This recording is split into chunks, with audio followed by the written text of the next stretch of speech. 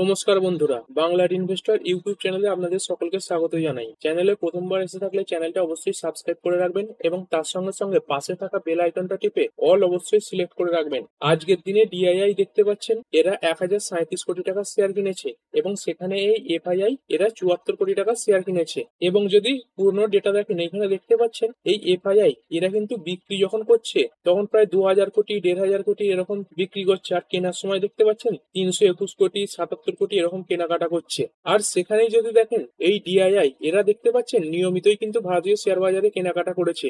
এবং যদি monthly data দেখেন, এইখানে দেখুন এই লাস্ট 4 মাসে এই যে এফআইআই এরা তো অল্প হলেও কিনেছে, কিন্তু তার আগে যদি দেখেন এইখানে দেখতে পাচ্ছেন এফআইআই কত পরিমাণে বিক্রি করেছে। এইখানে দেখুন ফেব্রুয়ারি 2025 থেকে প্রায় 59,000 কোটি, তার আগের মাসে 87,000 কোটি, তার আগের মাসে 16,000 কোটি, তার আগের মাসে 45,000 কোটি এবং তার আগের মাসে তো সব থেকে বেশি বিক্রি করেছিল 1,14,445 কোটি। আর সেখানেই দেখতে পাচ্ছেন এই ডিআইআই এরা কিন্তু ভারতীয় শেয়ার মার্কেটে ক্রমাগতই কিনে গেছে। এই দেখুন অক্টোবরেই দেখুন প্রায় 1,07,254 কোটি টাকা শেয়ার কিনেছে, তারপরে নভেম্বরে দেখতে পাচ্ছেন 44,000 কোটি টাকা, তারপরে 34,000, তারপরে 86,000, 64,000, 37,000, মানে যে বিক্রি করেছে সেখানে কিন্তু এফআইআই দের নাম আছে, কিন্তু ডিআইআই এরা কিন্তু এই যে শেয়ার কোনো মাসেই বিক্রি করেনি সেভাবে। প্রতি মাসেই এই যে নেট পারচেসের ডেটা সেটা পজিটিভে এসেছে। আর এই যে ডিআইআই এদের হাত কারা শক্ত করছে, এদের হাত শক্ত করছে এই যে মিউচুয়াল ফান্ড এইগুলো। এবং যদি দেখেন আজকের দিনেই এই জুন মাসের যে মিউচুয়াল ফান্ডের ডেটা সেটা সামনে এসেছে, তো এই মিউচুয়াল ফান্ডের ডেটা দেখলেই বুঝতে পারবেন ইন্ডিয়া এখন কোন পজিশনে আছে। এইখানে চলুন এই যে মিউচুয়াল ফান্ডের ডেটার লিস্ট সেটা খুলে নিয়েছি। এই কারেন্ট যে ডেটা এসেছে জুন মাসের দেখতে পাচ্ছেন 27,269 কোটি এই সিপ হয়েছে এবং এর আগের মাসে কত ছিল 26,688 কোটি। এবং যদি দেখেন এই প্রথমবার এই সিপের পরিমাণ 27,000 কোটিকে ছাপালো। এবং যদি কয়েক বছর আগেরও ডেটা দেখেন, এইখানে দেখতে পাচ্ছেন এই যে ফাইন্যান্সিয়াল ইয়ার 2016-17 সেখানে এক এক মাসে এই যে সিপ আসতো 4,000 কোটি 3,000 কোটি এরকম, সেইখানে দেখতে পাচ্ছেন এক এক মাসে সিপ চলে আসছে 27,000 কোটি টাকা। মানে আমাদের ইন্ডিয়ান মার্কেটে এই যে মিউচুয়াল ফান্ডে ইনভেস্টমেন্ট সেটা কিন্তু দিনের পর দিন প্রচন্ড পরিমাণে বাড়ছে। এবং যদি 2016-17 ডেটা দেখেন, এইখানে দেখতে পাচ্ছেন এক এক বছরে এই যে সিপ সেটা আসতো 43,921 কোটি। আর যদি এই ফাইন্যান্সিয়াল ইয়ারে দেখেন তাহলে 3 মাসে এই ডেটা কত এসেছে দেখুন, 3 মাসে এই ডেটা এসে গেছে 80,000 কোটি। মানে বছর দশেক আগে যে পরিমাণে সিপ একটা গোটা বছরে আসতো, এখন প্রায় তার ডবল সিপ এই 3 মাসে চলে আসছে। তো চলুন এই যে ডেটাটা সেটা একটু পুরো ডিটেলসে দেখে নেবো। এইখানে দেখতে পাচ্ছেন সিপের যে ইনফ্লো সেটা তো 27,269 কোটি টাকা হয়েছে এবং এর আগের মাসে ছিল 26,688 কোটি টাকা। এবং যদি নেট ইকুইটি ইনফ্লো দেখেন সেটাই মে মাসে ছিল 18,994 কোটি টাকা, যেটা বেড়ে হয়েছে 23,568 কোটি টাকা। মানে মান্থ অন মান্থ 24% বেড়েছে। এবং যদি গোল্ড ইটিএফ এতে ইনফ্লো দেখেন, এতে মে মাসে ইনফ্লো ছিল 292 কোটি টাকা, আর এই জুন মাসে সেই ইনফ্লো বেড়ে হয়েছে 2,080 কোটি টাকা। মানে এই গোল্ড ইটিএফ এ ইনভেস্টমেন্ট প্রায় 10 গুণ বেড়েছে। আর অনেকেই প্রশ্ন করছেন এই ইটিএফ এর ব্যাপারে, তো এই ইটিএফ এর ব্যাপারে যদি পুরো ডিটেলস চান তাহলে কমেন্ট বক্সে অবশ্যই লিখে জানাবেন। তাহলে সামনের শনিবার এই ইটিএফ এর উপরে একটা ডিটেলস ভিডিও অবশ্যই আসবে। এরপরে যদি মার্কেট ক্যাপ ওয়াইজ এই ইনফ্লো দেখি, এইখানে দেখতে পাচ্ছেন টোটাল যে অ্যাসেট আন্ডার ম্যানেজমেন্ট বা AUM সেটা এই মে মাসের তুলনায় 3% বেড়েছে। এই মে মাসে এই যে অ্যাসেট সেটা ছিল 72.19 লাখ কোটি টাকা, যেটা এই জুন মাসে বেড়ে হয়েছে 74.41 লাখ কোটি। সব থেকে বেশি যে ইনফ্লো সেটা এসেছে এই ফ্লেক্সি ক্যাপ ফান্ডে, এতে আগের মাসে ইনফ্লো ছিল 3,814 কোটি টাকা, যেটা বেড়ে হয়েছে 5,733 কোটি টাকা। এরপর যদি স্মল এবং মিড ক্যাপে দেখি, স্মল ক্যাপে যে ইনফ্লো সেটা এসেছে 4,024 কোটি এবং মিড ক্যাপে এই ইনফ্লো এসেছে 3,754 কোটি। এবং যদি লার্জ ক্যাপ ফান্ডে দেখেন তাহলে কিন্তু এখানে ইনফ্লো এই মিড ক্যাপ এবং স্মল ক্যাপ এদের তুলনায় কম এসেছে। এই লার্জ ক্যাপে দেখতে পাচ্ছেন 1,694 কোটি টাকার ইনফ্লো এসেছে। মানে এই মিউচুয়াল ফান্ডেরও এই যে স্মল এবং মিড ক্যাপ এই স্টকগুলোর উপর ইন্টারেস্ট বেশি দেখা যাচ্ছে, সেখানে এই লার্জ ক্যাপ স্টকের প্রতি কিন্তু ইন্টারেস্ট অনেকটাই কম। তবে যদি দেখেন এই যে ডেপ্ট মিউচুয়াল ফান্ড সেখানে কিন্তু আউটফ্লো দেখা গেছে, মানে এইখান থেকে টাকা বেরিয়ে গেছে। এই জুন মাসে ডেপ্ট মিউচুয়াল ফান্ড থেকে 1,711 কোটি টাকার এই আউটফ্লো দেখা গেছে। মানে এই ডেটা থেকে একটা জিনিসই বুঝতে পারছেন, ভারতীয় শেয়ার মার্কেটের যে ভবিষ্যৎ সেটা কিন্তু খুবই ভালো, কারণ এই এত পরিমাণে ইনভেস্টমেন্ট আগে কিন্তু এভাবে দেখা যায়নি। মানে শেয়ার মার্কেটের প্রতি মানুষের যে আস্থা সেটা কিন্তু অনেকটাই বাড়ছে। আর দেখতে পাচ্ছেন মার্কেট এখন কনসলিডেশন মোডে রয়েছে, তা সত্ত্বেও এত বড় ইনফ্লো আসছে। তার মানে মার্কেট যখন আবার বুল রান ধরে নেবে তখন কিন্তু এই যে ইনফ্লো সেটা আরো অনেক বাড়বে, কারণ তখন অনেকেই এই মার্কেটের বুল রান দেখেও ইনভেস্টমেন্ট করতে আসবেন। এরপরে আমেরিকান মার্কেট একবার দেখে নেবো। ডাউ জোন্স এই মুহূর্তে একদম বর্ডারে রয়েছে, দেখতে পাচ্ছেন 0.065% ওপরে ট্রেড করছে। তারপর যদি নাসডাক কম্পোজিট দেখি, এটা দেখতে পাচ্ছেন 0.5% ওপরে রয়েছে। আর আজকের দিনে যে নাসডাক এত বেড়েছে তার পেছনে অনেকগুলো কোম্পানি রয়েছে, এবং সব থেকে বেশি এটা কন্ট্রিবিউট করছে সেটা হচ্ছে এই এনভিডিয়া কর্প। এটা দেখতে পাচ্ছেন প্রায় 2%-এর কাছাকাছি বাড়া রয়েছে, এবং আজকের এই বৃদ্ধির সঙ্গে সঙ্গে কোম্পানিটা এই $4 ট্রিলিয়ন মার্কেট ক্যাপ অর্জন করে ফেলেছে। আর এই $4 ট্রিলিয়ন মার্কেট ক্যাপ এটা কিন্তু খুব একটা ছোট ব্যাপার নয়। যদি একটু সহজভাবে বুঝতে চান তাহলে একটু বুঝিয়ে দিই। এইখানে দেখতে পাচ্ছেন এই নমিনাল জিডিপি ওয়াইজ এই যে কান্ট্রির ডেটা সেটা খুলে নিয়েছি। ইন্ডিয়ার এই নমিনাল জিডিপি কত? ইন্ডিয়ার দেখতে পাচ্ছেন এই যে নমিনাল জিডিপি সেটা $4.1 ট্রিলিয়ন। আর সেখানে এই যে এনভিডিয়া এর যে মার্কেট ক্যাপ সেটাও 4 ট্রিলিয়ন। মানে বুঝতে পারছেন এই যে এনভিডিয়া এর যে মার্কেট ক্যাপ সেটা ইন্ডিয়ার যে নমিনাল জিডিপি তারই ধারে কাছে চলে এসেছে। এরপরে যদি S&P 500 দেখি, এইটা 0.23% ওপরে রয়েছে। এরপর অনেকেই প্রশ্ন করছেন এই ইন্ডিয়া এবং ইউএস এর মধ্যে যে ট্রেড ডিল নিয়ে কথাবার্তা চলছে সেটার কি হলো। দেখুন, এখনো কোনো অফিসিয়াল কনফার্মেশন কিন্তু আসেনি, শুধুমাত্র এইটুকু নিউজই আসছে যে ইন্ডিয়ার সঙ্গে এই যে ট্রেড ডিলের কথাবার্তা সেটা ফাইনাল পর্যায়ে এসে গেছে। এবং আজকের দিনেও দেখতে পাচ্ছেন এই যে ইউএস প্রেসিডেন্ট ট্রাম্প ইনি কিন্তু 6টা দেশের ওপর এই যে ট্যারিফ সেটা বসিয়ে দিয়েছেন। এই যে ফিলিপাইন্স এর উপর 20% ট্যারিফ বসিয়েছেন, তারপর যে ব্রুনেই এর উপর 25% ট্যারিফ, তারপর মোলডোভা এর উপর 25% ট্যারিফ বসেছে, অ্যালজেরিয়া এর উপর 30% ট্যারিফ, ইরাকের উপর বসেছে 30%, এবং লিবিয়া এর উপরেও 30% বসেছে। এবং আজকে লেট নাইট আরো অনেক দেশের উপর এই যে ট্যারিফের পরিমাণ সেটা ঘোষণা করা হবে। আর এই যে ট্যারিফ সেটা কবে থেকে লাগু হবে দেখতে পাচ্ছেন, আগস্ট মাসের 1 তারিখ থেকে এই যে ট্যারিফ সেটা লাগু হয়ে যাবে।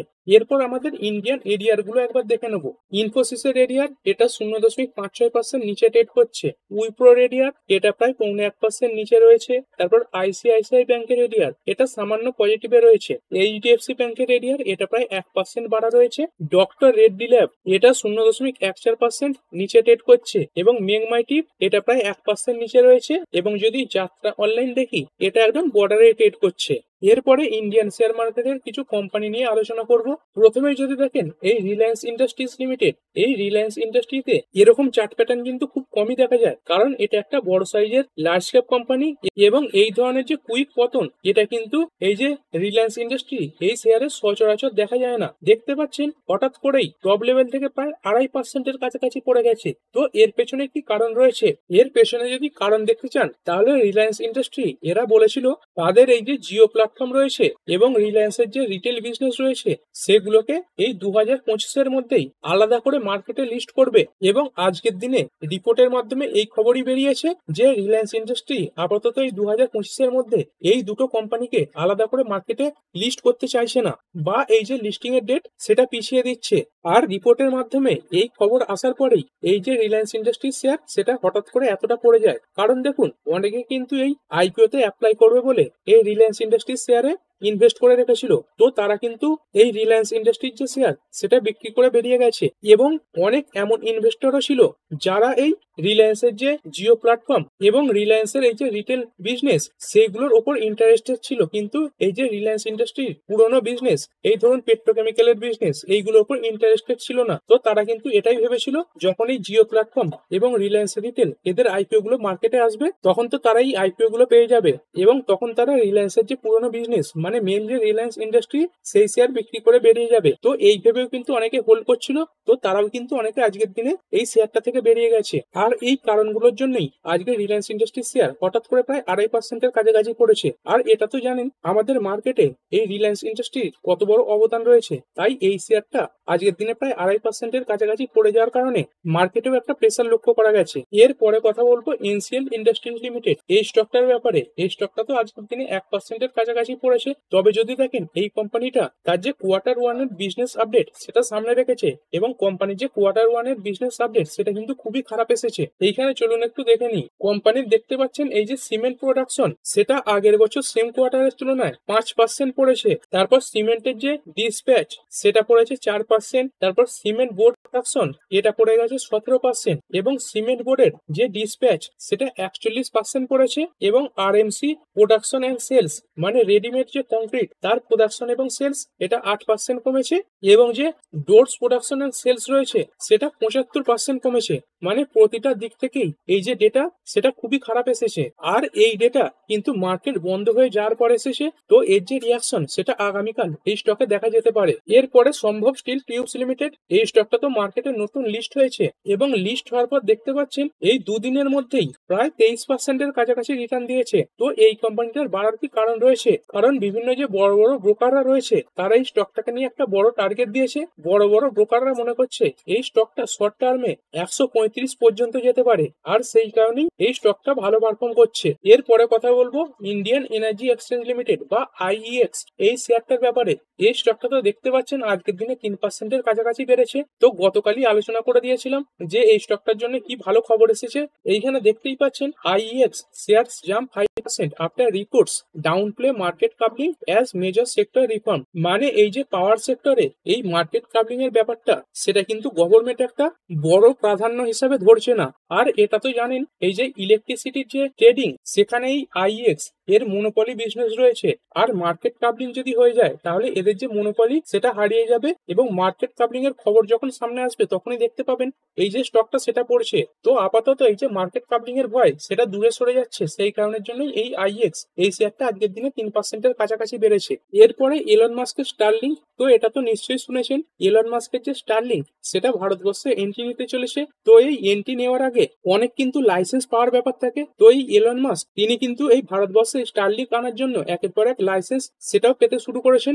আজকের দিনেও দেখতে পাচ্ছেন তিনি একটি লাইসেন্স পেয়ে গেছেন। এইখানে দেখুন Elon Musk Starlink get approval to operate internet satellites over India. তো অনেকেই প্রশ্ন করছেন এই স্টারলিংক যে ভারতবর্ষে আসবে তার জন্য কি এই যে জিও, এয়ারটেল, ভোডাফোন কোম্পানিগুলো রয়েছে এদের কি কোনো ক্ষতি হবে?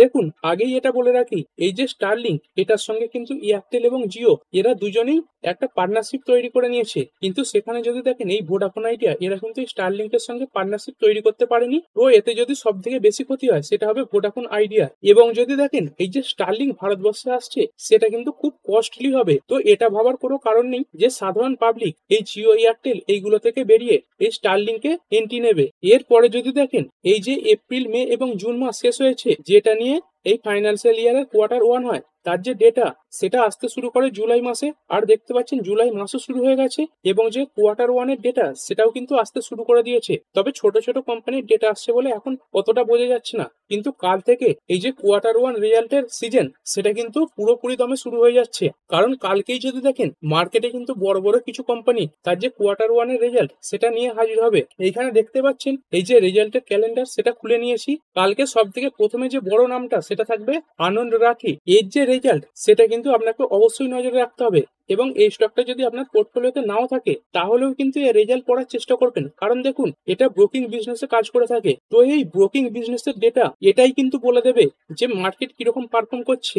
ব্রোকিং বিজনেসের নাম্বার যদি ভালো আসে তাহলে বুঝবেন মার্কেটে যে ইনফ্লো সেটা বাড়ছে, এবং ব্রোকিং বিজনেসের ডেটা যদি খারাপ আসে তাহলে বুঝবেন মার্কেট থেকে কিছু ফান্ড আউটফ্লো হয়ে যাচ্ছে। এবং এই আনন্দ রাঠি এর রেজাল্ট দেখেই কিন্তু বাকি যে কোম্পানিগুলো রয়েছে যেমন ধরুন বিএসসি, তারপর নুভামা, সিডিএসএল এদের যে রেজাল্ট সেটা একটা মোটামুটি আন্দাজ করা যেতে পারে। এরপরে আরো একটি কোম্পানি আগামীকাল তার Q1 এর রেজাল্ট নিয়ে হাজির হবে, এবং সেই কোম্পানিটা হচ্ছে ইরেডা। এটা তো মার্কেটে লিস্ট হওয়ার পর রিটেল যে ইনভেস্টর তাদের একদম ফেভারিট হয়ে উঠেছিল, এবং তারপরে দেখতে পাচ্ছেন স্টকটা একই লেভেলের মধ্যে কনসোলিডেট করছে। তো সেই কারণেই রিটেলরা এই স্টকটার প্রতি আগ্রহ হারিয়ে ফেলেছে। তবে এই স্টকটা যখন বাড়বে তখন কিন্তু রিটেলদের যে আগ্রহ সেটা আবার ফিরে আসবে, এবং এই কোম্পানির যে রেজাল্ট সেটা কিন্তু এই যে গ্রিন এনার্জি সেক্টর তার একটা মোটামুটি আন্দাজ দিতে পারে। এরপরে আগামীকাল টাটা গ্রুপের দুটো কোম্পানি তার রেজাল্ট নিয়ে হাজির হবে। প্রথম যে কোম্পানিটা সেটা হচ্ছে টাটা ইলেক্সি, এর রেজাল্ট তো অবশ্যই দেখতে হবে, এবং সব থেকে বেশি কালকে যার রেজাল্ট ফোকাসে থাকবে সেটা হচ্ছে টাটা গ্রুপের কোম্পানি টিসিএস বা টাটা কনসালটেন্সি সার্ভিসেস।